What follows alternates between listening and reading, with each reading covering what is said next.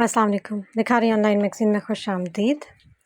Mister और Mrs beast किस number 13 के साथ हाजिर हैं जी?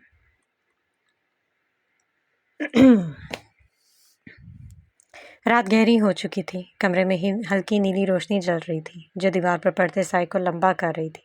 मापारा बेड पर बैठी थी मगर इसका ध्यान कहीं और था और इसकी आंखें एक ही नुक्ते पर जमी हुई थी जैसे कोई गहरी सोच में गुम हो। फिर अचानक जैसे कोई ख्याल बिजली की सी तेज़ी की तरह इसके जहन में कूदा। वो चौंक कर सीधी हुई, चल हमें खामोशी से बैठी रही, फिर हल्की सांस ली और एक फैसला कुन अंदाज में खड़ी हो गई। मुराद जो कमरे के दूसरे कोने में बैठा था किसी फाइल में गुम था। उसके चेहरे पर काम की संजीदगी थी। उंगलियां कभी कभी कलम से मेज पर हल्की सी दस्तक देती जैसे कुछ सोच रहा हो। मापारा आहिस्ता आहिस्ता चलती हुई उसके करीब आई। मुराद ने सरसरी अंदाज में उसकी तरफ देखा और फिर दोबारा फाइल में गुम हो गया। मुराद, अपना मोबाइल देना, मामा से बात करनी है। मेरे मोबाइल की चार्जिंग खत्म हो गई है। मुराद ने लम्हा भर के लिए हाथ रोका, नज़र उठाई, जैसे कुछ सोच रहा हो। फिर हल्की सी खामोशी के बाद अपना मोबाइल निकालकर उसकी तरफ बढ़ा दिया। ये लो, उसने सादा से लहजे में कहा, मगर इसकी आंखों में एक पल के लिए हल्की सी उलझन चमकी जो फौरन गायब हो गई। मापारा ने मोबाइल लिया, एक पल के लिए इस पर उंगलियां फेरी, फिर बिना कुछ कहे कमरे से बाहर चली गई। मुराद ने फाइल बंद की, कुर्सी की पुर्श से टेक लगाई और गहरी सांस ली। इसके जहन में एक हल्की सी बेचैनी ने जन्म लिया। क्या वाकई मामा से बात करनी थी या कुछ और चल रहा है? उसने अपने होंठ खींच लिए। दिन में कुछ खटक रहा था मगर वो खामोश था। शायद ये सब महज वहम हो। कुछ देर बाद दरवाज़ा दोबारा खुला और मापारा अंदर आई। उसके चेहरे पर वही आम सा तासुर था, न ज़्यादा खुशी न घबराहट। उसने मोबाइल फ़ोन खामोशी से उसकी तरफ बढ़ा दिया। थैंक यू, उसने आम से अंदाज में कहा और बेड की तरफ बढ़ गई। मुराद ने मोबाइल पकड़ा मगर उसकी उंगलियां खुद ब खुद मोबाइल की स्क्रीन पर रुक गई। एक लम्हे के लिए दिल चाहा कि नोटिफिकेशन चेक करे मगर फिर उसने सर झटक दिया। ये क्या सोच रहा हूँ मैं? वो खुद से बोला और मोबाइल में इस पर रख दिया। मापारा बेड पर बैठ गई और अपने नाखूनों से खेलने लगी जैसे किसी सोच में हो। मुराद ने एक नज़र इस पर डाली, फिर दोबारा फाइल खोली मगर अब वो जितना भी कोशिश करता इसका ध्यान काम में नहीं लग रहा था। कमरे में खामोशी फैल गई मगर इस खामोशी में कई दबे सवाल मौजूद थे। अगली सुबह माहीन यूनिवर्सिटी के लिए कैफेटेरिया में बैठी काफ़ी में चम्मच हिला रही थी मगर इसका दिमाग कहीं और ही था। उसकी आंखों के आगे रात का वो मंजर घूम रहा था जब हना ने सख्ती से जहान के सामने घूमने पर पाबंदी लगा दी थी। अब मैं उसे कैसे बताऊं? वो तो मजाक उड़ाएगा मेरा, उसने सोचते हुए थकी हुई सांस ली। इतने में जहान कैफ़े में दाखिल हुआ, हमेशा की तरह पुरएतमाद, ब्लैक जीन्स और नेवी ब्लू शर्ट में, जैसे किसी फैशन शो में शिरकत करने आया हो। मिस माहीन आज बड़ी खामोश बैठी हो, खैरियत? कहीं मेरा इंतज़ार तो नहीं कर रही थी? वो मुस्कुराते हुए उसके सामने वाली कुर्सी पर बैठ गया। माहीन ने एक नज़र इस पर डाली और फिर नजरें झुका ली। जहान, मुझे तुमसे एक बात करनी है। जहान ने शरारती मुस्कुराहट के साथ कहा। कहो ना, वैसे तुम्हारे लहजे से लग रहा है कि या तो तुमने मेरे लिए कोई सरप्राइज प्लान किया है या फिर कोई कयामत टूटने वाली है। माहीन ने गहरी सांस ली और आहिस्ता से बोली, हनान भाई ने मुझे तुम्हारे साथ आने जाने से मना कर दिया। जहान का चम्मच हवा में रुक गया। वो एक पल के लिए साकित और फिर हैरत से बोला, क्या? माहीन ने सर झुकाए हुए ही कहा, हाँ, उन्होंने कल रात मुझे काफ़ी सख्त डांट पिलाई और कह दिया कि आइंदा मैं तुम्हारे साथ यूनिवर्सिटी या कहीं और नहीं जा सकती। जहान ने संजीदगी से सर हिलाया, फिर बोला, अच्छा। फिर वो हल्का सा आगे झुका और बोला, और तुमने मान भी लिया? बस ऐसे ही, बगैर कोई बहस किए? माहीन ने मासूम सी शक्ल बनाकर कहा, और क्या करती, भाई को देखकर तो मेरी रूह फना हो गई थी। जहान ने कहकहा लगाया, माहीन तुम्हें डर भी लगता है किसी से? ये तो मेरे लिए बहुत बड़ी खबर है। माहीन ने घूर कर इसे देखा, हंसो मत, ये कोई मजाक नहीं है। अब तुम्हें यूनिवर्सिटी के लिए अकेले आना होगा और मैं अपने भाई या ड्राइवर के साथ आऊँगी। जहान ने अफसोस भरे अंदाज में कहा, अफसोस? अब मैं सुबह तुम्हारी हसीन शक्ल देखे बगैर ही यूँ नहीं आऊँगा। माहीन ने नखवत से कहा, हाँ तो मैंने कब कहा था कि तुम्हें देखने के लिए आना है? जहान ने एक अदा से कंधे उचकाए, तुम कहो या न कहो, मैं देख लेता था, और वैसे भी तुम्हारे साथ सुबह की वो लड़ाई झगड़े वाली बहस ना हो तो दिन अधूरा लगता है। माहीन ने लंबी सांस ली, जहान तुम समझ नहीं रही हो, मैं वाकई परेशान हूँ। जहान ने शरारत से कहा, परेशान होने की ज़रूरत नहीं है, मैं हूँ ना, और कोई ना कोई हल निकाल लेंगे। माहीन ने उलझ कर पूछा, हल? क्या हल? जहान ने आंख मार कर कहा, यह तो मैं तुम्हें बाद में बताऊंगा। माहीन ने मशकूक नज़रों से उसे देखा, जहान तुम कोई उल्टी सीधी हरकत मत करना। जहान ने मासूमियत से कहा, मैं कभी नहीं। माहीन ने गहरी सांस ली, अच्छा, मैं क्लास के लिए जा रही हूँ और हाँ, आइंदा तो मुझे लेने मत आना वरना भाई का गुस्सा और बढ़ेगा। जहान ने हाथ सीने पर रखा सुंदर अंदाज में कहा, ओह, तो ये है मेरा अंजाम, मेरी बीवी ही मुझे छोड़कर जा रही है। माहीन ने जिद होकर कहा, जहान ड्रामे मत करो। जहान ने मुस्कुरा कर कहा, ٹھیک ہے لیکن یاد رکھنا میں اتنی آسانی سے ہار ماننے والا نہیں ہوں۔ ماہی نے الجھن سے اسے دیکھا اور پھر سر جھٹک کر چلی گئی۔ جہاں نے مسکراتے ہوئے خود سے کہا چلو اب کچھ انٹرٹینمنٹ ہوگی، اور پھر وہ کچھ سوچتے ہوئے ہلکی سی مسکراہٹ کے ساتھ بیٹھا رہا۔ صبح کی نرم روشنی کانفرنس روم کے لمبے شیشوں سے اندر آ رہی تھی۔ روم میں موجود ہر شخص چہرے پر سنجیدگی سجائے اپنی نشست پر بیٹھا تھا۔ دیوار پر نصب بڑی اسکرین پر کچھ اہم رپورٹس اور گرافکس دکھائے جا رہے تھے اور سب کی توجہ مسئلے کی نوعیت اس کے حل پر مرکوز تھی۔ مراد اپنی کرسی پر سیدھا بیٹھا گہری سنجیدگی کے ساتھ گفتگو کر رہا تھا۔ ہمیں فوری طور پر اس معاملے میں ایک واضح حکمت عملی اپنانی ہوگی تاکہ اسی لمحے خاموشی کو چیرتی ہوئی ایک تیز اور بچگانہ ٹون پورے کمرے میں گونج اٹھی، دھوم مچا لے۔ مراد کے لبوں پر رکا جملہ وہیں رہ گیا اور پورے کانفرنس روم میں ایک عجیب سی خاموشی چھا گئی۔ کچھ لوگ حیرت سے ایک دوسرے کو دیکھنے لگے اور کچھ نے بمشکل اپنی ہنسی دبائی۔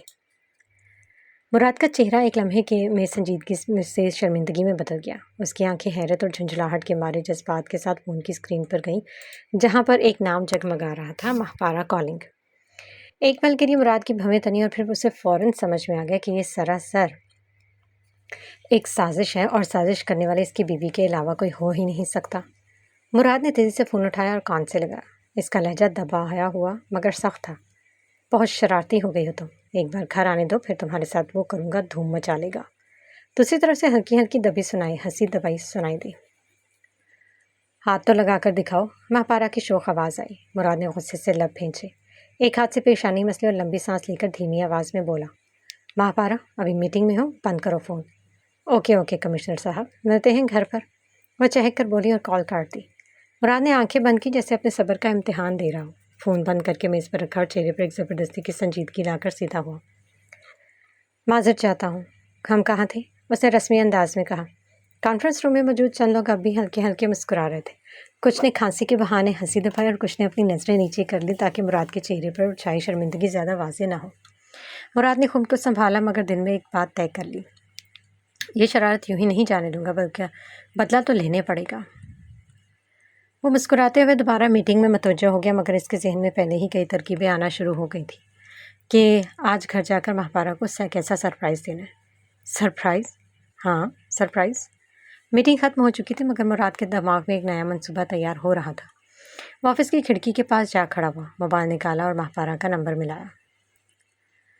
فون بجا مگر دوسری طرف سے کوئی جواب نہ آیا۔ مراد نے ہلکا سا مسکرا کر سر ہلایا۔ چلو بیگم صاحبہ کو اندازہ بھی نہیں ہے کہ آج ان کی چال انہیں پر ہی الٹنے والی ہے۔ اس نے جیب سے گاڑی کی چابی نکالی، آفس سے باہر نکلا اور سیدھا گھر کا رخ کیا۔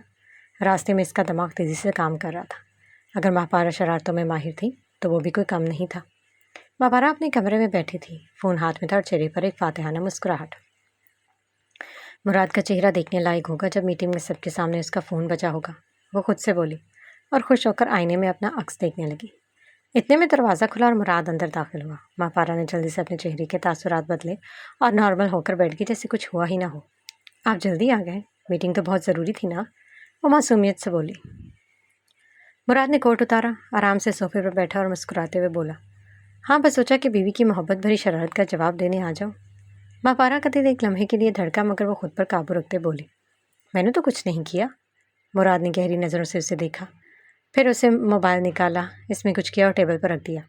اچانک پورے کمرے میں ایک عورت کی گھبرائی ہوئی آواز گونجی، آپ SHO دلاور خان بول رہے ہیں؟ دراصل ہمارے گھر میں کچھ ڈاکو گھس آئے ہیں۔ ماہپارہ کے چہرے کی رنگت اڑ گئی، اس نے فوراً موبائل اٹھایا مگر مراد نے جلدی سے لے لی۔ یہ کیا تھا؟ وہ حیرت سے بولی۔ مراد نے مزید سے مسکراتے ہوئے کندھے اچکائے، ارے کچھ نہیں، بس ایک چھوٹا سا ریکارڈنگ والا الارم ٹون لگایا تھا، اچھا لگا؟ ماہپارہ نے آنکھیں سکیڑ کر اسے گھورا، یہ تو دھوکہ تھا۔ مراد نے ہنسی دبانے کی ناکام کوشش کی، تمہاری دھوم مچانے کے بعد تو بدلہ لینا بنتا تھا نا۔ ماہپارہ نے مصنوعی غصے سے تکیہ اٹھایا اور مراد کی طرف اچھال دیا مگر وہ پہلے ہی تیار تھا، فوراً بچ گیا۔ یہ جنگ ابھی کبھی ختم نہیں ہوئی مراد، ماہپارہ نے انگلی اٹھا کر دھمکی دی۔ مراد نے مزے سے تکیہ پکڑا اور آرام سے سر کے پیچھے رکھ کر لیٹ گیا۔ میں تو انتظار کر رہا ہوں بیگم، دیکھیں اگلی چال کس کی کامیاب ہوتی ہے۔ ماہپارہ نے دانت پیسے مگر اندر ہی اندر وہ مسکرا رہی تھی۔ یہ کھیلا مزید دلچسپ ہونے والا تھا۔ یونیورسٹی ختم ہوتے ہی جہان سیدھا سلطان حویلی کی طرف روانہ ہو گیا۔ گاڑی کے بونٹ پر ہاتھ مار کر اس نے خود کو شاباش دی، بس جہان میاں، آج کا مشن کامیاب ہو گیا تو حنان بھائی کے سینے پر مونگ ڈلنے میں کامیاب ہو جاؤں گے۔ سلطان حویلی کے گیٹ پر پہنچ کر خدام نے دروازہ کھولا اور اپنی مخصوص بے نیازی کے ساتھ اندر داخل ہوا۔ حویلی کی پرشکوہ دیواروں اور وسیع صحن پر نظر دوڑاتے اس کی مسکراہٹ گہری ہو گئی تھی۔ حال میں پہنچا کہ دیکھا ابا حضور اپنی مخصوص کرسی پر براجمان تھے، گہری سوچ میں گم، جیسے کسی بڑے مسئلے پر غور کر رہے ہوں۔ جہان فوراً مؤدب انداز میں آگے بڑھا اور سلام کیا۔ السلام علیکم ابا حضور۔ ابا حضور نے نظریں اٹھا کر اسے دیکھا، پھر ہلکی مسکراہٹ کے ساتھ جواب دیا، وعلیکم السلام پتر، خیر ہے، آج کیسے آنا ہوا؟ جہان بڑی معصومیت سے قریب بیٹھ گیا۔ بس آپ کی یاد آئی، سوچا ملا۔ ابا حضور نے مسکراتے ہوئے سر ہلائے، جیسے سمجھ رہے ہوں کہ معاملہ کچھ اور ہے۔ اچھا، ویسے خیریت تو ہے؟ جہان نے دل ہی دل میں خود کو داد دی، واہ میاں، اداکاری تو زبردست ہو رہی ہے۔ پھر کھنکھار کر بولا، ابا حضور میں دراصل ایک چھوٹی سی بات پر مشورہ لینے آیا ہوں۔ ابا حضور نے دلچسپی سے دیکھا، کہو کیا بات ہے؟ جہان نے فوراً موقع دیکھ کر مدعا چھیڑ دیا، آپ جانتے میرا اور ماہین کا نکاح ہو چکا ہے اور ہم ایک ہی یونیورسٹی میں پڑھتے ہیں۔ میں یونیورسٹی جاتا تھا تو سوچا ماہین کو بھی میں ہی لے جاؤں اور چھوڑ دیا کروں گا، لیکن حنان بھائی نے سختی سے منع کر دیا کہ میں ماہین کے ساتھ نہ آؤں جاؤں۔ ابا حضور نے سنجیدگی سے کہا، تو چاہتا ہے کہ میں حنان کو سمجھاؤں؟ جہاں نے فوراً اس بات میں سر ہلایا، جی ابا حضور، کیونکہ اگر آپ کہیں گے تو وہ نہیں ٹال سکیں گے۔ اتنے میں حنان اندر داخل ہوا۔ جیسے اس کی نظر جہان پر پڑی، اس کی تیوری چڑھ گئی۔ یہ یہاں کیا کر رہا ہے؟ ابا حضور نے اطمینان سے کہا، یہ اپنے حق کی بات کرنے آیا۔ کون سا حق؟ حنان نے سخت لہجے میں پوچھا۔ جو ایک شوہر کا ہوتا ہے، جہان نے معصومیت سے کہا۔ حنان غصے سے آگے بڑھا، میں پہلے بھی کہہ چکا ہوں کہ تمہیں ماہین کے ساتھ آنے جانے کی کوئی ضرورت نہیں۔ ابا حضور نے گہری نظر حنان پر ڈالی اور مضبوط لہجے میں کہا، حنان، نکاح کے بعد رشتے بدل جاتے ہیں اور اب جہان کو روکنا بے معنی ہے۔ میں چاہتا ہوں کہ تم اس فیصلے پر نظر ثانی کرو۔ حنان کے چہرے پر ناگواری کے آثار نمایاں تھے، لیکن وہ خاموش رہا۔ جہان نے موقع کا فائدہ اٹھاتے ہوئے فوراً کہا، ابا حضور آپ کا شکریہ، میں آپ کی بات کی لاج رکھوں گا۔ ابا حضور نے ہلکی مسکراہٹ کے ساتھ کہا، رکھنی بھی چاہیے، ورنہ حنان سے مار بھی پڑ سکتی ہے۔ حنان نے دانت پیستے ہوئے جہان کو گھورا، جو بڑی مشکل سے اپنی مسکراہٹ ضبط کیے بیٹھے تھا۔ حنان کو چپ دیکھ کر جہان فاتحانہ انداز میں کھڑا ہو گیا، تو بس کل سے ماہین میرے ساتھ یونیورسٹی جائے گی؟ حنان نے غصے میں مٹھیاں بھیج لی، مگر ابا حضور کے سامنے کچھ کہنے کی ہمت نہ ہوئی۔ حنان نے دانت پیس کر کہا، یہ ابھی ختم نہیں ہوا۔ جہان نے شدید مسکراہٹ کے ساتھ کہا، میں بھی یہی کہہ رہا ہوں سالے صاحب، اور پھر سلطان حویلی کے دروازے سے نکل کر اپنی گاڑی میں بیٹھ گیا اور بڑی شان سے وہاں سے روانہ ہوا۔ مشن کامیاب، جہان کارا بے نمازی مار لی۔ زینب اپنے بستر پر بیٹھی کھڑکی کے باہر دیکھ رہی تھی۔ اس کے چہرے پر سوچوں کا ایک ہجوم تھا اور انگلیاں غیر ارادی طور پر کمبل کے کنارے سے کھیل رہی تھیں۔ کل رات کی ملاقات، زین کا سخت رویہ، اور پھر وہ کارڈ جو اس کی جیب سے گرا تھا، یہ سب کچھ اس کے دماغ میں فلم کی طرح چل رہا تھا۔ اچانک جیسے اس کے ذہن میں وہ کارڈ آیا، اس کی آنکھیں چمک اٹھی۔ اوہ! وہ جلدی سے بستر سے اٹھی، میز پر رکھے اپنے بیگ کی طرف بڑھی اور تیزی سے زپ کھول کر اندر ہاتھ مارا۔ کہاں گیا؟ کہاں رکھا تھا میں نے؟ وہ جلدی جلدی چیزیں نکالنے لگی۔ چند لمحوں بعد آخرکار اس کی انگلیوں نے وہ سخت سا کارڈ محسوس کیا۔ یہ رہا۔ اس نے پرجوش ہو کر کارڈ نکالا اور اس پر نظریں دوڑائیں۔ سفید کارڈ پر سنہری ابھری ہوئی لائنوں میں زین شمس خان لکھا تھا اور نیچے ایک پاکستانی نمبر۔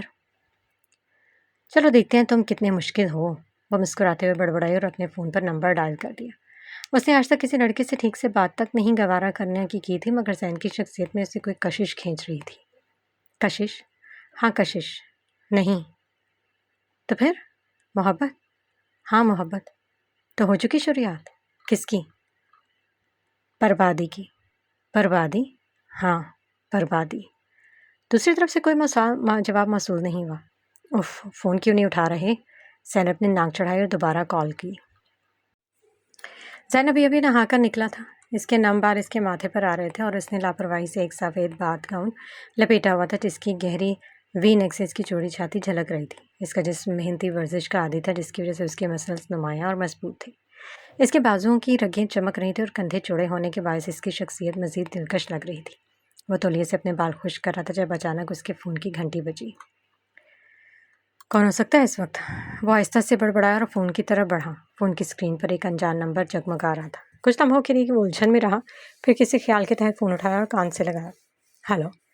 اس کی آواز بھاری اور سنجیدہ تھی، مگر دوسری طرف خاموشی تھی۔ ہلو، زین نے پھر کہا، مگر کوئی جواب نہیں آیا۔ کون ہے؟ اس نے تیسری بار کہا، مگر دوسری طرف اب بھی سکوت تھا۔ زین نے کچھ لمحے انتظار کیا، پھر ناگواری سے کال کاٹ دی۔ فضول حرکتیں۔ وہ بیزاری سے بڑبڑایا اور فون میز پر پٹخ دیا، پھر جینس اور ایک سیاہ شرٹ نکالی اور کپڑے پہننے لگا۔ اس نے آستین چڑھاتے ہوئے آئینے میں خود کو دیکھا۔ اس کے سیاہ گھنے بال ابھی بھی تھوڑے گیلے تھے، مگر وہ ہمیشہ کی طرح پرکشش لگ رہا تھے۔ اس کی سیاہ آنکھوں میں ایک مخصوص سختی تھی جو اکثر لوگوں کو اس سے فاصلہ رکھنے پر مجبور کر دیتی تھی، مگر جو لوگ اس کے قریب تھے وہ جانتے تھے کہ اس کے سرد رویے کے پیچھے ایک گہری شخصیت چھپی تھی۔ شخصیت؟ نہیں، ماضی، محبت کا ماضی، اختتام محبت، ایک دردناک چیخ۔ کپڑے پہن کر وہ باہر آئے اور جھٹکے ہیری کو بلایا۔ ہیری! اس کی بھاری آواز شمس پیلس کی رازدار دیواروں میں گونجی۔ چند ہی لمحوں میں ہیری کمرے میں داخل ہوا۔ یس سر۔ سین نے اپنا فون اٹھایا، اسکرین پر وہی نمبر دیکھا اور فون ہیری کی طرف بڑھایا۔ یہ نمبر معلوم کرو کس کا اور کہاں سے کال آئی تھی۔ ہیری نے اس بات میں سر ہلایا۔ اوکے سر، میں ابھی معلوم کرتا ہوں۔ زین نے ایک لمبی سانس لی اور باہر کی طرف بڑھ گیا، مگر اس کے دل میں ایک عجیب سا احساس تھا، جیسے کوئی اس کی زندگی میں داخل ہونے کی کوشش کر رہا اور اسے یہ احساس بالکل بھی پسند نہیں آ رہا تھا۔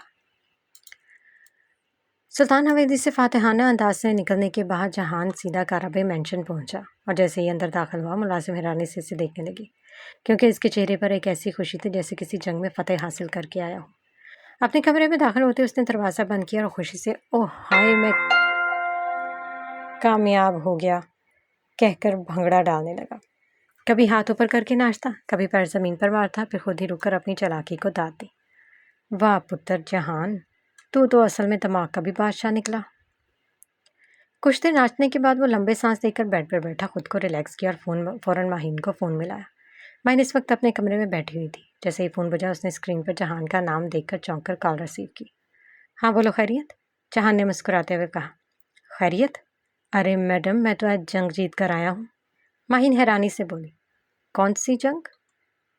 جہان نے گلا صاف کر کے سنجیدہ لہجے میں کہا۔ وہ جو تمہارے بھائی کے غرور کے قلعے میں جا کر میں نے فتح حاصل کی ہے۔ پوری تفصیل سنو گی تو حیران رہ جاؤ گی۔ ماہین نے دلچسپی سے کہا۔ اچھا، جلدی بتاؤ۔ جہان نے تفصیل سے پوری کہانی سنائی کہ کیسے اس نے ابا حضور کو اپنی باتوں میں الجھایا، کیسے حنان کے سامنے پورے اعتماد سے اپنا کیس لڑا اور آخر میں کس طرح جیت اپنے نام کر لی۔ تم نے واقعی ابا حضور کو قائل کر لیا؟ ماہین حیرت سے بولی۔ بالکل، اور اب تم کل سے میرے ساتھ یونیورسٹی جاؤ گی، کوئی روک ٹوک نہیں، جہان نے فخریہ انداز میں کہا۔ ماہین نے ہنستے ہوئے کہا۔ کمال ہے، مطلب تم واقعی اپنی ضد کے پکے ہو۔ جہان شرارت سے بولا۔ بس اب تمہیں ماننا پڑے گا کہ میں سب سے زیادہ ذہین انسان ہوں۔ ماہین نے مزاحیہ انداز میں کہا۔ ہاں، تمہاری ذہانت کے تو سارے ہی قائل ہو گئے ہیں۔ پھر وہ ہلکا سا مسکرائے اور لاڈ سے بولی۔ ویسے تم نا میرے شوہر کم، اور ابھی اس نے جملہ مکمل نہیں کیا تھا کہ جہان فٹ سے بولا۔ پلیز بھائی مت کہہ دینا، نکاح خراب ہو جائے گا، اور میرا تو پھر دوبارہ نکاح بھی نہیں پڑھوانا کسی نے۔ ماہین ہنس پڑی۔ کم از کم تمہارے نکاح کی فکر تو تمہیں بہت ہے۔ جہان مصنوعی سنجیدگی سے بولا۔ ارے فکر کیوں نہ ہو، آخر نکاح کوئی چھوٹا موٹا کانٹریکٹ تو نہیں، ایک بار ہوا ہے تو اسے بچا کر رکھنا ہے۔ ماہین نے مزے لیتے ہوئے کہا۔ ہاں، اور بچانے کے لیے تم ہر حد پار کر سکتے ہو، ہے نا؟ جہان نے شوخی سے جواب دیا۔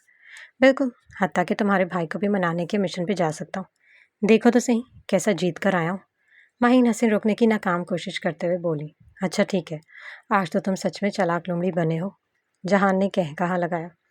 لومڑی نہیں، شاہین کہو، جو اونچائی سے بھی شکار کر سکتا ہے۔ ماہین نے سر چھٹکتے ہوئے کہا۔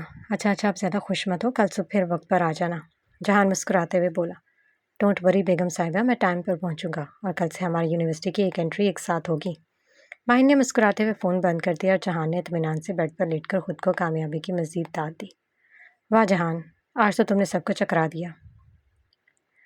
یہ ایک وسیع اور شاہانہ اسٹڈی روم تھا، جس کی دیواریں گہری مہاگنی لکڑی سے بنی ہوئی تھیں، اور چھت پر ایک شاندار فانوس جگمگا رہا تھا۔ نرم روشنی میں کمرے کا ہر کونا گلاس اور دبدبے کی جھلک دے رہا تھا۔ ایک جانب اونچی دیواروں کی الماریاں، کتابوں کی الماریاں تھیں جن میں نایاب اور قیمتی کتابیں سلیقے سے سجی ہوئی تھیں۔ کچھ کتابوں کی جلد پر سونے کے حروف میں نام لکھے ہوئے تھے جو ان کی اہمیت اور قیمت کا پتہ دے رہے تھے۔ کمرے کے بیچوں بیچ ایک بڑا شاہانہ لکڑی کا ڈیسک رکھا تھا جن میں چمڑے کی فائلیں، ایک قیمتی فاؤنٹین پین اور ایک جدید ٹیبل لیمپ موجود تھا۔ ڈیسک سے ساتھ ایک گہری کالے رنگ کی چمڑے کی کرسی تھی جو خاص طور پر آرامدہ اور دبدبے والی لگ رہی تھی۔ एक तरफ दीवार पर कदीम मुसव्वरी के नायाब फन पारे आवेजा थे और दूसरी तरफ एक बड़े शीशे की खिड़की थी जहाँ से शहर की रोशनी नजर आ रही थी। खिड़की के करीब ही एक नफीस बार रखा था जहाँ नायाब ब्रांड्स की बोतलें तरतीब से सजी हुई थी। पूरे कमरे में एक मखसूस मर्दाना खुशबू बसी हुई थी जो ऊद और चमड़े की मिलीजुली महक से भरी थी। सैन अपनी कुर्सी पर बैठा उंगलियों को आपस में जोड़े गहरी सोच में गुम था। इसकी नजरें सामने पड़े फ़ोन पर थी जिसकी स्क्रीन पर वही अनजान नंबर जगमगा रहा था। वो सोच रहा था कि आखिर वो कौन है जो बार बार उसे कॉल कर रहा था और खुद बोलता भी नहीं। इसलिए हमें दरवाजे पर हल्की सी दस्तक हुई। आ जाओ, सैन ने नजरें हटाए बगैर कहा। हैरी अंदर आया। इसके हाथ में एक छोटा सा नोट पैड था। सर, मैंने मालूम कर लिया है। सैन ने एक नज़र हैरी पर डाली और सीधा होकर बैठ गया। ये नंबर एक लड़की के नाम पर रजिस्टर्ड है। सैनब नाम है इसका। हैरी ने मालूमात फराहम की। सैन ने आंखें तंग कर लीं जैसे वो कुछ याद करने की कोशिश कर रहा। सैनब, उसे आहिस्ता से दोहराया। फिर अचानक से उसे वो रेस्टोरेंट में मिली लड़की याद आई, वही जो शादी में भी मिली थी, जब वजह उससे बातें कर रही थी और जिसका रवैया हद से ज़्यादा दोस्ताना था। तो ये वही है। सैन ने कुर्सी पर कोहनी टिकाते हुए उंगली से अपनी कनपटी दबाई। जी सर। सैन के माथे पर शिकने उभर आई। जी, और इसकी फाइल से पता चला है कि इसका कोई खास बैकग्राउंड नहीं है, एक आम सी लड़की है। मगर क्या? सैन ने सख्त लहजे में पूछा। ये लड़की पिछले कई दिनों में कई बार आपके बारे में मालूमात ले चुकी है, हैरी ने मायनी खेज अंदाज में कहा। जैन की उंगलियां टेबल पर हल्की हल्की थाप देने लगी। उसकी नजरें सर्द हो गई। ये अजीब बात नहीं लगती? वो आहिस्ता मगर तेज लहजे में बोला। एक आम सी लड़की जिसका मुझसे कोई खास ताल्लुक नहीं, वो अचानक मेरी जिंदगी में आती है, शादी में, फिर रेस्टोरेंट में, और अब फोन पर। हैरी खामोश खड़ा था जैसे जैन के शक को दुरुस्त मान रहा हो। जैन ने गहरी सांस ली और कुर्सी से उठकर खिड़की के पास जा खड़ा हुआ। बाहर रोशनियों की चमक दमक थी मगर इसके अंदर शक और उलझनें गहरी हो रही थी। हैरी, इस लड़की पर नजर रखो। मुझे मालूम करना ये सिर्फ आम इत्तफाक है या किसी के इशारे पर मेरे करीब आने की कोशिश कर रही है। जी सर, मैं फ़ौरन इस पर नज़र रखूंगा। हैरी ने इस बात में सर हिलाया। जैन ने एक आखिरी नज़र फ़ोन पर डाली और उसे मेज़ पर रख दिया। देखते हैं जैनब, तुम खेल रही हो या खुद किसी खेल का शिकार हो रही हो।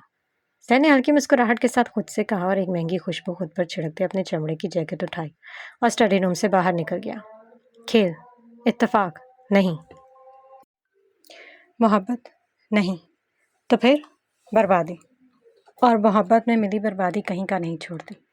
अल्लाह रहम करेगा, बेशक, मगर मोहब्बत नहीं। मोहब्बत? हाँ, मोहब्बत। रात के साथ पर्दे ने आसमान को अपनी आगोश में ले रखा था। पूरा सुल्तान हवेली गहरी खामोशी में डूबा हुआ था। कहीं से दूर झींगरों की हल्की हल्की आवाज़ें आ रही थी जैसे रात की तन्हाई में कोई रात सरगोशियाँ कर रहा हो। चांदनी हवेली के बाग में रखी रविशों पर अपना नर्म लम्स छोड़ रही थी और इसकी चमक खिड़की से अंदर आकर मरियम के कमरे में हल्की रोशनी बखेर रही थी। बारान आहिस्ता से मरियम के कमरे की खिड़की से अंदर दाखिल हुआ, इतनी महारत से जैसे ये इसके रोज़ का मामूल हो। कमरे में हल्की सी खुशबू फैली हुई थी, शायद वही जो हमेशा मरियम के इर्द गिर्द बसी रहती थी। चमेली और हल्की सी चॉकलेट की महक। वो आहिस्ता से आगे बढ़ा, साइड टेबल पर रखी नीली डायरी को देखा और धीरे से वापस रख दिया।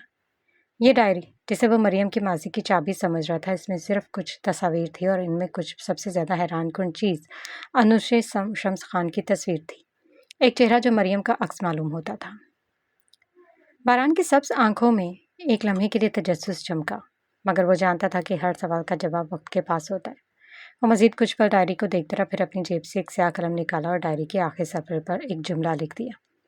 ये राज मैं जल्द ही जान जाऊंगा, मधुमक्खी। फिर वो मरियम के करीब आया, बेड के किनारे बैठा और हस्ब आदत इसके बालों में उंगलियां चलाने लगा। नरम रेशमी स्याह बाल उसकी उंगलियों के लम्ब से हल्के हल्के सिरक रहे थे, जैसे मरियम के ख्वाबों में कोई पुरसकून सा साज बज उठा हो। मरियम ने नींद में एक हल्की सी सांस ली, जैसे इसके लम्स को पहचान रही हो, जैसे वो उसके बगैर रात मुकम्मल नहीं कर पाती हो।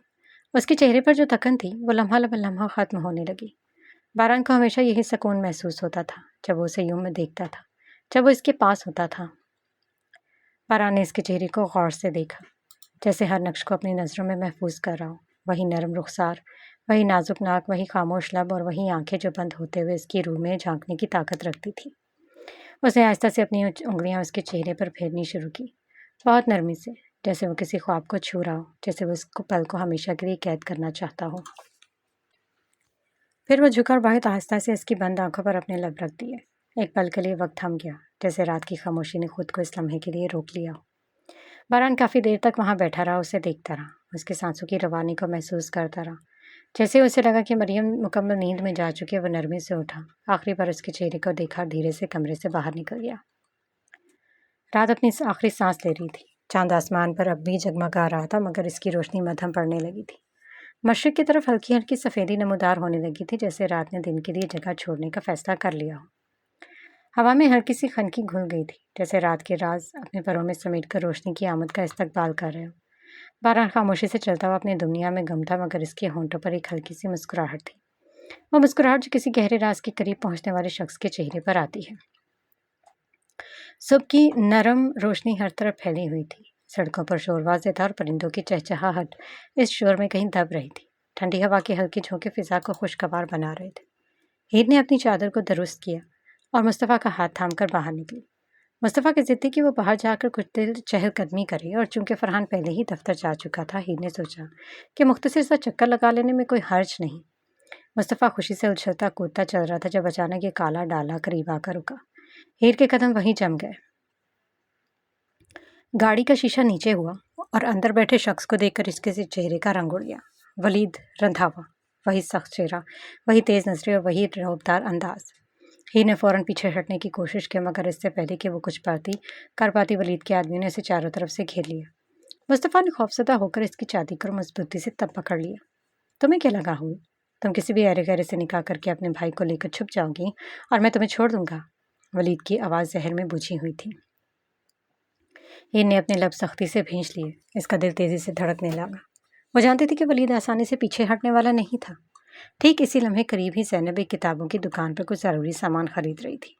اس نے ہلکی نظر ادھر ادھر دوڑائی تو اسے کچھ غیر معمولی محسوس ہوا۔ جب غور کیا تو حیران رہ گئی، یہ تو ہیر ہے۔ زینب نے جلدی سے دکاندار سے کہا، بس ایک منٹ، میں ابھی آتی ہوں، اور تیزی سے اس طرف بڑھی جہاں ہیر کو ولید کے آدمیوں نے گھیر رکھا تھا۔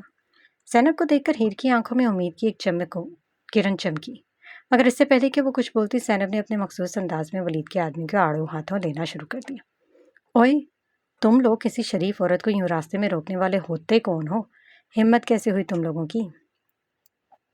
ولید نے ضد ہو کر زینب کی طرف دیکھا اور غصے سے کہا، تمہیں نہیں پتا تم کس کے خلاف بول رہی ہو لڑکی؟ زینب نے طنزیہ ہنستے ہوئے کہا، جا وے جا، آیا بڑا کمینہ دھمکانے والا، خبردار جو ایک لفظ بھی اور کہا، ورنہ اتنی زور سے چلاؤں گی کہ ایک ہجوم اکٹھا ہو جائے گا۔ ولید رندھاوا کو غصہ بہت آیا، مگر وہ جانتا تھا کہ اگر زیادہ دیر رکا تو واقعی ہجوم اکٹھا ہو سکتا تھا۔ اس نے آدمی کو اشارہ کیا اور گاڑی میں بیٹھ کر وہاں سے نکل گیا، لیکن جاتے ہوئے ہیر اور زینب کو گھور کر دھمکی دینا نہیں بھولا، یہ معاملہ بھی ختم نہیں ہوا لڑکی، تم بہت پچھتاؤ گی۔ ولید کے جاتے ہی ہیر کے اعصاب کچھ ڈھیلے پڑے۔ زینب نے آگے بڑھ کر اس کے کندھے پر ہاتھ رکھا، تم ٹھیک ہو؟ ہیر نے بھرائی ہوئی آواز میں سر ہلایا اور زینب کو گلے لگا لیا۔ زینب، آج تم نہ ہوتی تو… چھوڑو یہ سب، اب تم گھر چلو، میں نے دیکھا تھا تم بہت ڈری ہوئی تھی۔ زینب نے اس کا ہاتھ تھپ تھپایا۔ ہیر نے اس کا شکریہ ادا کیا اور کہا، تم ہمارے گھر آؤ، کچھ دیر بیٹھو، میں تمہارے لیے چائے بناتی ہوں۔ مگر زینب نے مسکراتے ہوئے انکار کر دیا، نہیں یار، دیر ہو رہی ہے، یونیورسٹی میں آج ٹیسٹ ہے، اگر نہ پہنچی تو مسئلہ ہو جائے گا۔ ہیر نے بے بسی سے سر ہلایا اور جاتے ہوئے دیکھنے لگی، مگر اس کا دل بے چین تھا۔ ولید رندھاوا اتنی آسانی سے ہار ماننے والا نہیں تھا، اور یہ بات ہیر شدت سے محسوس کر رہی تھی۔ باران کے آفس میں سنجیدگی چھائی ہوئی تھی۔ بڑی شیشے کی دیوار کے اس پار شہر کی عمارتیں سورج کی روشنی میں چمک رہی تھیں، لیکن آفس کے اندر ایک الگ ہی کشمکش جاری تھی۔ مریم خاموشی سے باران کے آفس میں داخل ہوئی۔ وہ اسے مصروف دیکھ سکتی تھی، مگر اسے اس وقت کسی چیز کی پرواہ نہیں تھی۔ وہ سیدھا اس کے ڈیسک کے سامنے جا کر رکی، نظریں باران کے چہرے پر گاڑ دی۔ باران نے فائل سے نظریں اٹھائی اور اسے دیکھ کر ہلکا سا مسکرایا، مدھو مکھی اس وقت یہاں؟ مریم نے کرسی کھینچی اور بغیر کچھ کہے اس کی آنکھوں دیکھا بیٹھ گئی۔ اس کی آنکھوں میں ایک صدم تھا، وہ آدمی کہاں جنہوں نے مجھ پر حملہ کیا تھا؟ باران کی مسکراہٹ مدھم پڑ گئی۔ وہ جانتا تھا یہ سوال آئے گا، مگر وہ ابھی مریم کو اس اندھیرے میں نہیں لے کر جانا چاہتا تھا۔ اس نے گہری سانس لی اور نظریں دوسری طرف کر لی۔ مریم، اس وقت یہ سوال… بات مت بدلو باران، مریم نے سختی سے کہا، اس کے لہجے میں ضد تھی۔ مجھے سچ جاننا ہے، مجھے ان لوگوں تک لے کے چلو۔ باران نے چند لمحے اسے دیکھا، پھر ایک طویل سانس لیتے ہوئے اپنی میز سے گاڑی کی چابی اٹھائی۔ وہ جان چکا تھا کہ مریم یہ معاملہ ادھورا نہیں چھوڑے گی۔ ٹھیک ہے، میرے ساتھ آؤ۔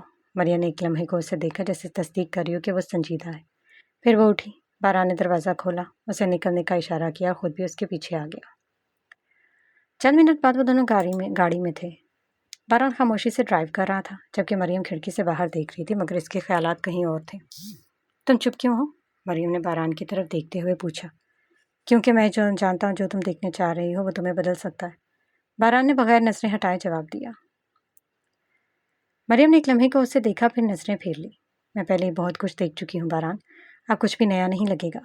बारान ने कोई जवाब नहीं दिया, बस गाड़ी की रफ्तार थोड़ी बढ़ा दी। कुछ देर बाद वो एक 2 मंजिला सुनसान इमारत के सामने रुके। जगह वीरान थी, जैसे यहाँ अरसे से कोई नहीं आया हो, मगर बारान को मालूम था कि अंदर क्या था। वो गाड़ी से उतरा, मरियम की तरफ देखते हुए सर के इशारे से अंदर चलने को कहा। मरियम इसके साथ अंदर दाखिल हुई। इमारत के अंदर एक तंग राहदारी थी, जिसके फर्श पर धूल जमी थी। राहदारी के आखिर में एक दरवाज़ा था, जिसे बारान ने धीरे से खोला। नीचे सीढ़ियाँ जा रही थी। ये एक बेसमेंट थी। मरियम बारान के पीछे नीचे उतरी। बेसमेंट की फिजा में घुटन थी। एक सर्द महक फैली हुई थी, जैसे यहाँ कई राज दफन हो। सामने एक लंबी गैलरी थी, जिसमें 4 दरवाजे थे। बारान सीधा एक दरवाजे के पास गया, उसे खोला। अंदर एक कुर्सी थी और उस कुर्सी पर एक आदमी बेहोशी की हालत में बंधा हुआ था। मरियम ने एक नज़र उस आदमी को देखा, फिर बारान की तरफ पलटी। ये तो एक है, बाकी 4 कहाँ हैं? बारान खामोश रहा। बारान, जवाब दो। मरियम का लहजा सख्त हो गया।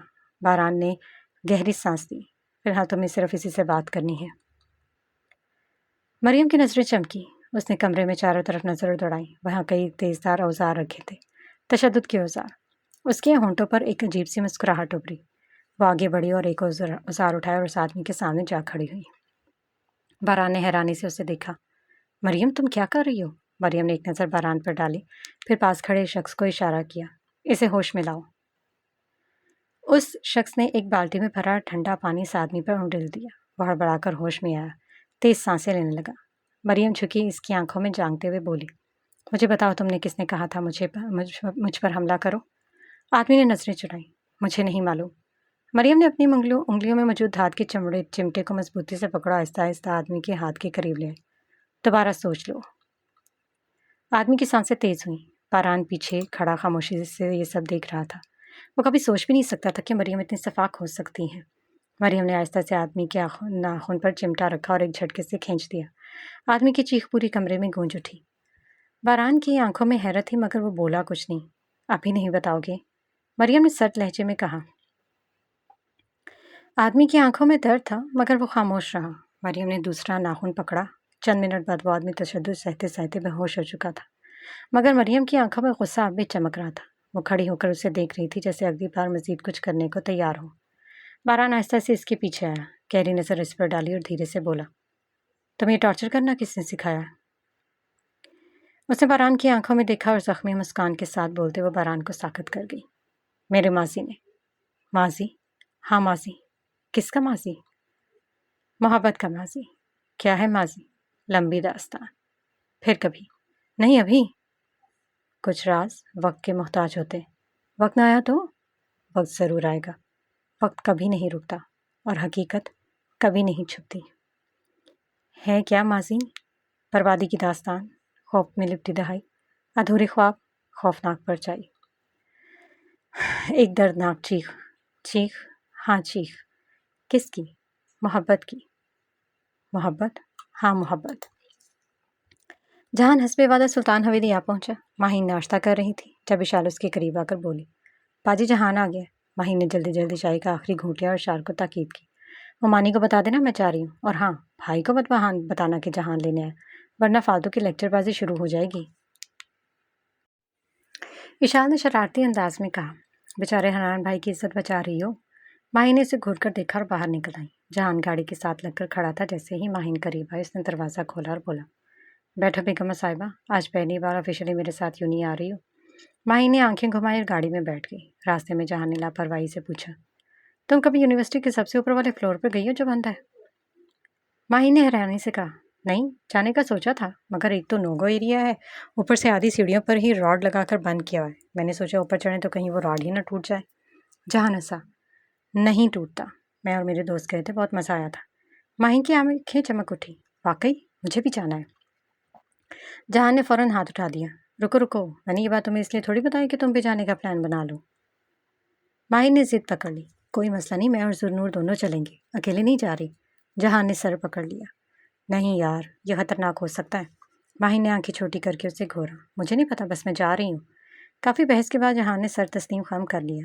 ٹھیک ہے، مگر میری ذمہ داری نہیں ہو گئی اگر کچھ ہوا تو۔ ماہین نے مسکراتے ہوئے کہا، کچھ نہیں ہوا، ہم بہت احتیاط سے جائیں گے۔ وہ دونوں یونیورسٹی پہنچے اور اپنے اپنے ڈپارٹمنٹ کی طرف چل پڑے۔ 2 لیکچرز لینے کے بعد پلان کے مطابق ماہین اور زرنور سیڑھیوں کے قریب جا کھڑی ہوئی۔ کچھ دیر بعد جہان بھی آ گیا۔ تم دونوں ابھی بھی یہیں کھڑی ہو؟ بھاگ جاؤ، پکڑے گئے تو سب سے زیادہ میں پیٹوں گا۔ جہان نے سرگوشی کی۔ تمہارے بغیر نہیں جا رہے، ماہین نے جواب دیا۔ جہان نے گہرا سانس لیا اور سب سے پہلے احتیاط سے سیڑھیوں پر چڑھنا شروع کیا۔ آدھی سیڑھیاں پار کرنے کے بعد اس نے ماہین کی طرف ہاتھ بگاڑا۔ آؤ، آرام سے۔ ماہین نے جھجکتے ہوئے ہاتھ بڑھایا اور جہان کی مدد سے آدھی سیڑھیاں پار کر لی۔ زرنور نے راڈ کو چھوتے ہی ہاتھ پیچھے کر لیا۔ یہ بہت خطرناک لگ رہا ہے، میں نہیں جا رہی۔ ماہین اور جہان نے اسے منانے کی کوشش کی مگر وہ ٹس سے مس نہ ہوئی۔ میری طرف سے تم دونوں جاؤ، مگر میں نیچے ہی ٹھیک ہوں۔ جب وہ نہیں مانی تو وہ دونوں ہی آگے بڑھ گئے۔ جیسے وہ فلور پر پہنچے، اس کے سامنے ہر طرف پرانا کباڑ پڑا تھا، جیسے یہ جگہ صدیوں سے کسی کے استعمال میں نہ ہو۔ یہ تو واقعی خزانے کی طرح بند جگہ لگ رہی ہے، ماہین نے حیرت سے ارد گرد دیکھا۔ جہان نے شوقی سے کہا، بس اب اگر یہاں کوئی بھوت آ گیا تو بھاگنے کا راستہ بھی نہیں۔ ماہین نے طنزیہ مسکراہٹ دی۔ تمہیں بھوتوں سے ڈر لگتا ہے؟ جہان نے کندھے اچکائے۔ نہیں، بھوتوں کو مجھ سے لگتا ہے۔ ماہین نے آنکھیں گھمائے اور گرد و غبار کو ہاتھ سے صاف کرتے ہوئے بولی، بس تم زیادہ باتیں مت کرو، مجھے یہ جگہ ایکسپلور کرنے دو۔ جہان نے ایک پرانا دروازہ کھولا جس کے پیچھے مزید ٹوٹے ہوئے لکڑی کے فرنیچر اور کچھ بیکار فائلیں پڑی تھیں۔ اچانک جہان نے مزاحیہ انداز میں کہا، ویسے اگر تمہیں بھوتوں سے بچنا ہے تو میرے ساتھ ہی رہنا، نہیں تو۔ ماہین نے فوراً غصے سے کہا، اگر اب تم نے کوئی بھی بکواس کی تو میں چاقو سے تمہارا گلا کاٹ دوں گی۔ جہان پھر سے مزاحیہ انداز میں گویا ہوا، کبزی سبزی کاٹیے، چاقو سے گلا کاٹ دوں گی۔ ہاں، اس کی پوری بات بھی نہ ہوئی تھی کہ ماہین نے فوراً جیب سے ایک نہایت نفیس چاقو نکالا اور جہان کی طرف پھینکا۔ چاقو جہان کی گردن کے پاس سے گزرتا ہوا سیدھا پیچھے دیوار پہ چھپکلی کو جا لگا۔ جہان کا سانس گلے میں ہی اٹک گیا۔ اس نے ہنسنا چاہا مگر اس سے ہنسا نہ کہا۔ ماہین، تم نے واقعی چاقو پھینکا تھا؟ ماہین نے کندھے اچکائے۔ ہاں، اور تم خوش نصیب ہو کہ میرا نشانہ اچھا ہے۔ جہان نے پیچھے مڑ کر چھپکلی کی لاش کو دیکھا اور پھر ماہین کو دیکھ کر سر ہلایا۔ یقیناً میں اب تم سے زبان لڑانے کی حماقت کبھی نہیں کروں گا۔ ماہین نے کہکہا لگایا، اچھا لڑکے، اب چلو، بہت ایڈونچر ہو گیا۔ جہان نے سر جھٹکا۔ ہاں، تمہارے ساتھ ایڈونچر نہیں، موت کے کنویں میں چھلانگ لگانے جیسا لگتا ہے۔ ابھی وہ بات ہی کر رہے تھے کہ نیچے سے کسی کی سخت آواز سنائی دی۔ کون ہے اوپر؟ نیچے آؤ فوراً۔ ماہین اور جہان نے چونک کر ایک دوسرے کو دیکھا۔ اوہ نو، کوئی آ گیا، جہان نے ہلکی آواز میں کہا۔ ماہین گھبرا کر بولی، اب کیا کریں؟ اگر پکڑے گئے تو یونیورسٹی سے نکال دیں گے۔ جہان نے جلدی سے ارد گرد دیکھا، پھر سرگوشی سے بولا، چلو کھڑکی سے باہر چلتے۔ کیا؟ ماہین نے آنکھیں پھاڑی۔ نیچے چھوٹا ٹیرس ہے، وہاں سے نیچے جا سکتے ہیں۔ جہان نے جلدی سے کھڑکی کی طرف اشارہ کیا۔ ماہین نے کراہتے ہوئے کہا، اللہ جی، یہ جہان کے چکر میں کسی دن ماری جاؤں گی۔ جہان نے ہنستے ہوئے کہا، نہیں ابھی نہیں، پہلے کھڑکی سے نکلو۔ وہ دونوں کسی طرح احتیاط سے نیچے اترے، جلدی سے یونیورسٹی کے لان میں جا پہنچے۔ زرنور پہلے ہی نیچے کھڑی پریشان ہو گئی تھی۔ جیسے انہیں دیکھا غصے سے بولی، تم دونوں نے مجھے مار دینا ہے، میں نے نیچے چوکیدار کو دیکھ لیا تھا اور وہ ضرور اندر آئے گا۔ جہان نے مزے سے گردن اکڑائی، ہم تو پہلے ہی نیچے آ گئے، اب چوکیدار اوپر ڈھونڈتا رہے۔ ماہین نے سر پکڑ لیا، یہ میرا شوہر ہے، اللہ خیر کرے۔ وہ تینوں اب مزے سے ہنستے ہوئے کیفے کی طرف چل دیے تھے، جیسے کچھ ہوا ہی نہ ہو۔ کیا ہوا؟ کچھ بھی نہیں۔ کچھ تو ہوا ہے۔ کس نے دیکھا؟ کسی نے بھی نہیں۔ یعنی کچھ نہیں ہوا نا؟